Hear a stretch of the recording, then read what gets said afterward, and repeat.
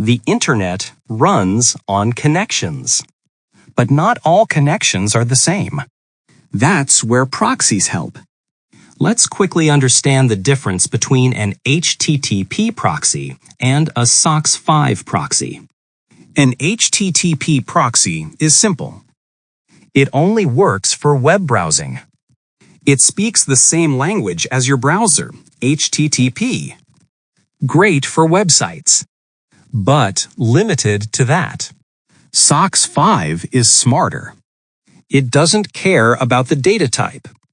Browsing, streaming, gaming, email, even torrents. It just works.